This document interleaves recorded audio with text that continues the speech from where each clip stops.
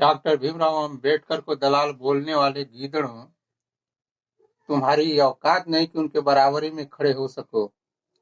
जिस समय उनका समाज निचले तबके से आता था, उस समय देश से लेकर विदेश तक पढ़कर 32 डिग्रियां हासिल किया और अंग्रेजों के सामने बराबरी में बैठने की योग्यता प्राप्त किया।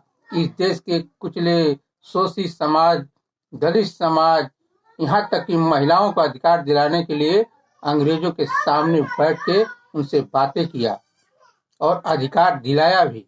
और तुम डॉक्टर भीमराव अंबेडकर को दलाल बोलते हो?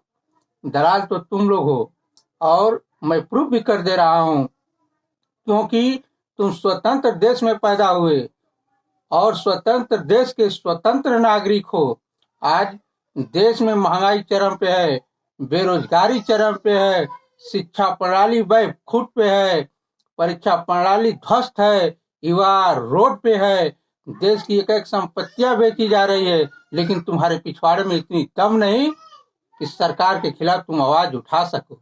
इसी से पता चलता है कि तुम लोग अंग्रेजों के सामने कितनी आवाज उठाए होगे।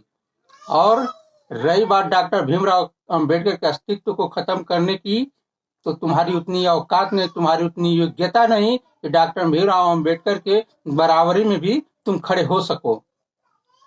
डॉक्टर भीमराव अंबेडकर को नीचा दिखाना इतनी आसान नहीं है। मैं एक बात बताना चाहता हूँ, सब बातों का एक बात, कि हवाओं में उतनी दम नहीं कि तूफानों के रुख को बदल दे। हवाओं में उतनी दम नहीं कि तूफानों के रुख को बदल दे। उसके रुख को बदलने के लिए बराबरी का होना जरूरी है, और तुम्हारे अंदर वो योग्यता नहीं है कि डॉक्टर भीमराव अंबेडकर के बराबरी में भी खड़े भी हो सको। इसी के साथ जय भीम।